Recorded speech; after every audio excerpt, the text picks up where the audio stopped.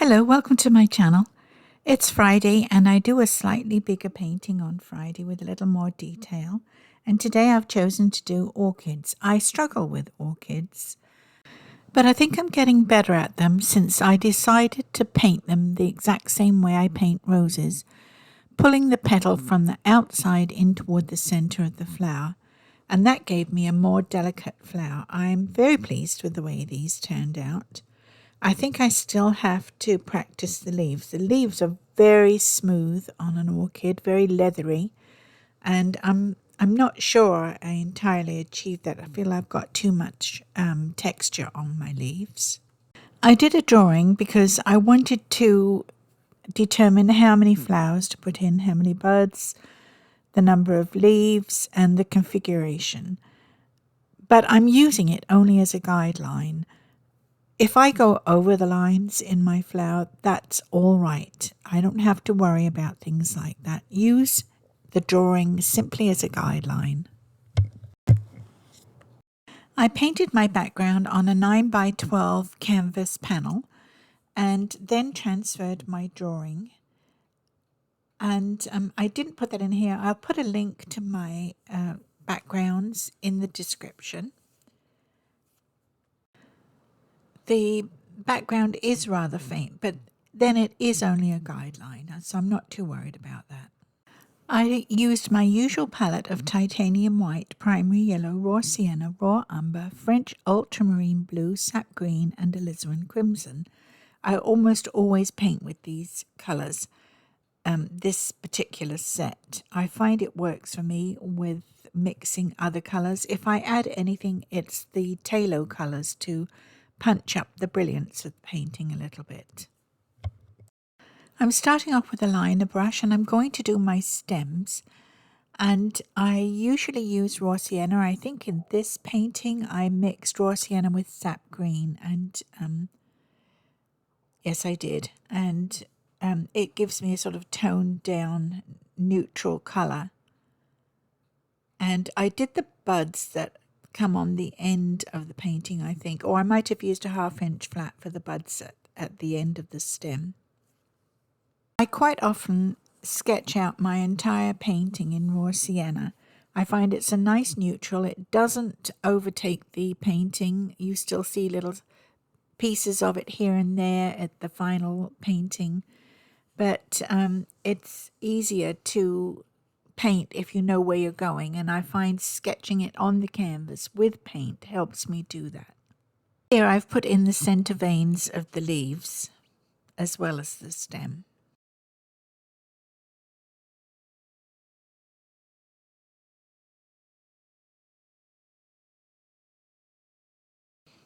Orchid leaves have a very smooth, polished look.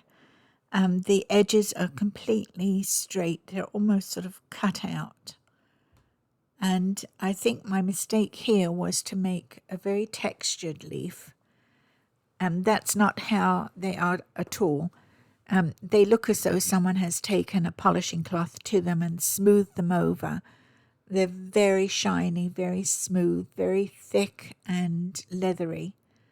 And I've managed to put a bit too much texture on these leaves.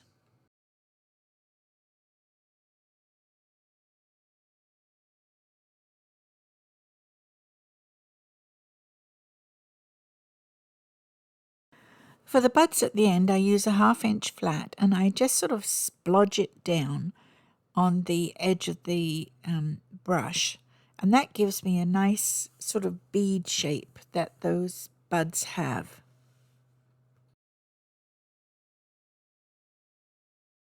I'm using a 1/2 inch flat and primary yellow, and I'm going to put in the centers of the orchid flowers.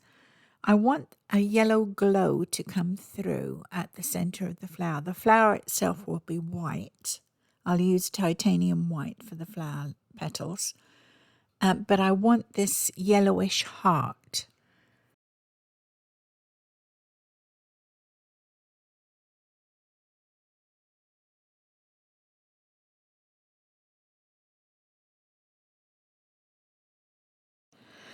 As I said before, I'm treating this like a rose petal. I'm pulling the stroke in from the outer edge into the center of the flower.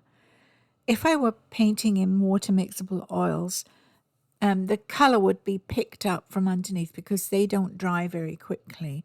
But with acrylic, it's hard to get a translucency to the petal because they dry so quickly. So I've done this as fast as I can, going over that yellow center to try and pick up a little bit of the yellow in the middle, which is where I want it to be. But you can see, even though I made that yellow patch quite large, it hasn't picked up at all in the outer edges of the petals. I don't know if I'm explaining this right. I'll have to do something in water mixable oils and you'll see the difference. I'll try remember to do a rose in water mixable oils and do the same rose in acrylic. And you'll see the difference between how the paint works for you or not. But if you can pick up a little of the color from underneath, it lends a transparency, a translucency to the look of the petals.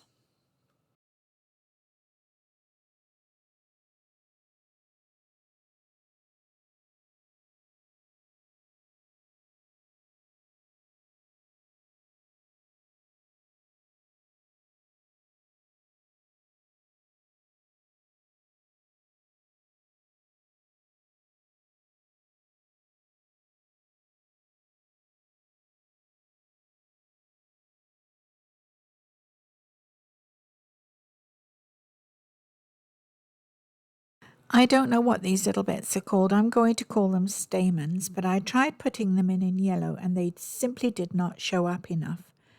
So I went back and added some green, and I think they look a lot nicer. I'm not sure they ever are green in any flower, but in my orchids they are. And I like it. I'm okay with that. I'm okay with not being too realistic.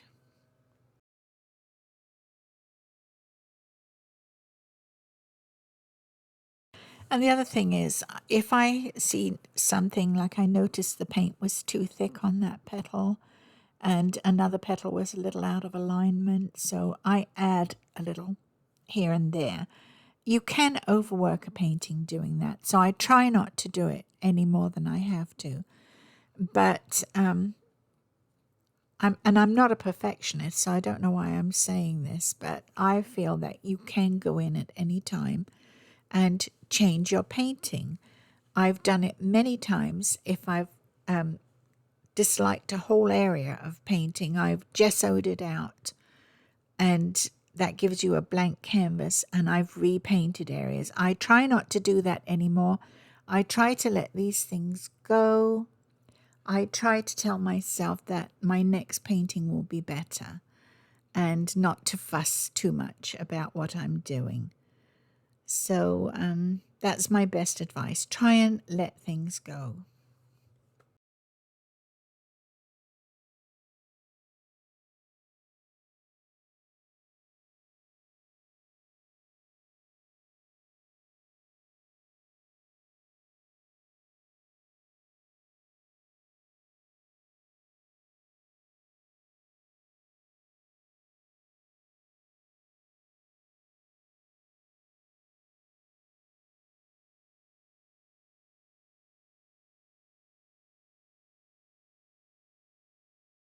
I decided to paint the pot blue because I thought it went nice with the white flowers with the yellow centers. And my first attempt is a little pale on the left-hand side where the shadow is. And so I had to go back in with some French ultramarine blue and go over. I think actually at one point I mixed up a sort of dark purple. I like to get different colours in my painting. I feel it makes the painting more lively if you've got a touch of alizarin crimson around or some purple or something that just jazzes it up slightly.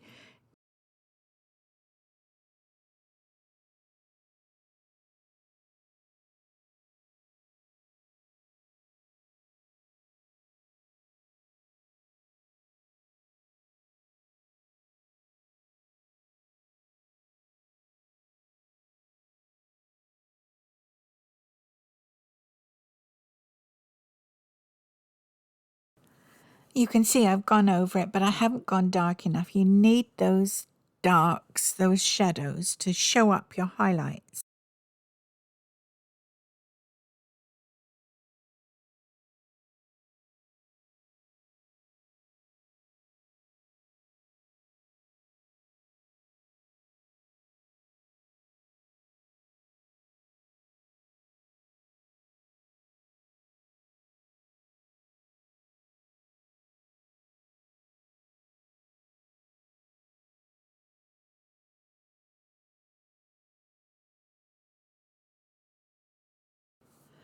Orchids send out these wiggly air roots, I call them. I don't know what they're actually called. And I start off using titanium white, to which I've mixed a little bit of the blue. But they do seem to be a bit too bright. So I end up bringing them down with French ultramarine blue and actually a little raw umber. Raw umber is a very nice paint if you want to bring a color down from its brightness. It's translucent, transparent, and it's great for shadows and things like that where you just need a sort of depth of color without removing all the color that's in there. If you can use it over things like or you can use it for things like the base of the shadow of the vase. I think I used it there. The stems, of the shadow side of the stems.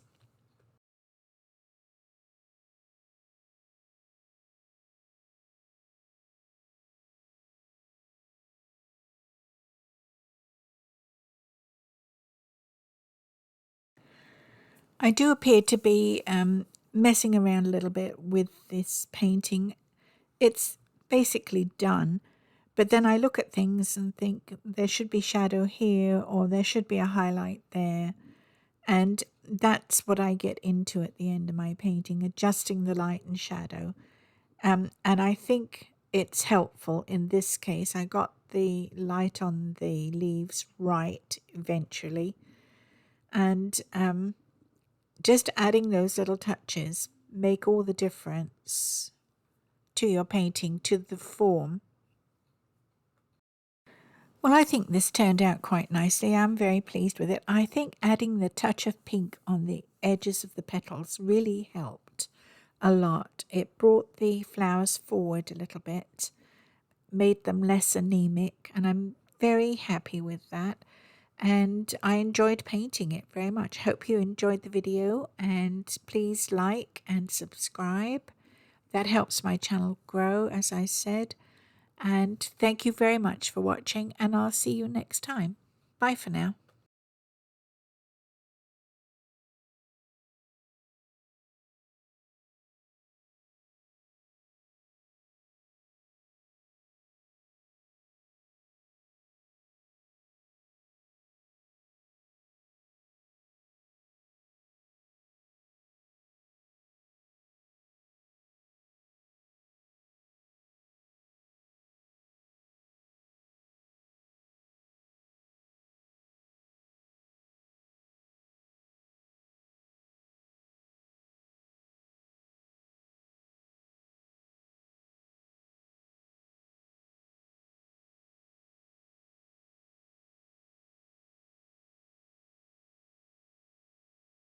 I like the orchid flowers at this point, but I decided they were a little pale, uninteresting, and I'd add some color. So I mixed some alizarin crimson with titanium, and I'm just going to tip the edges of the petals with the pink paint.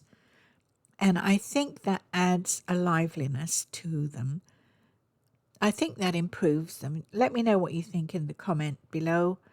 I'm sure some of you will agree with me that it adds a little more interest to the painting. I hope you do, because I like it, to be honest. I think it's definitely an improvement.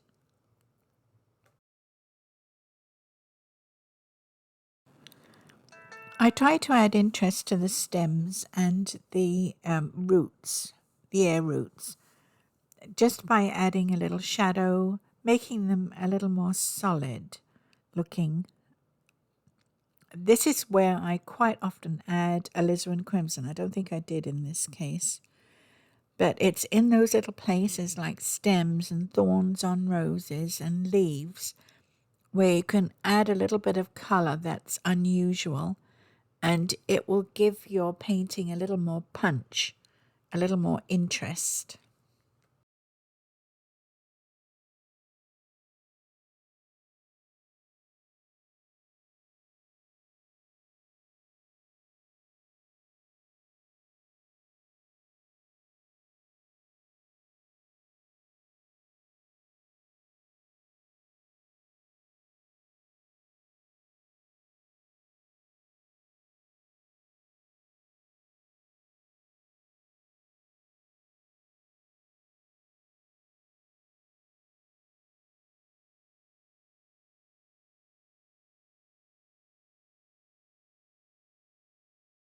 Well, I think I'm more or less done with this painting.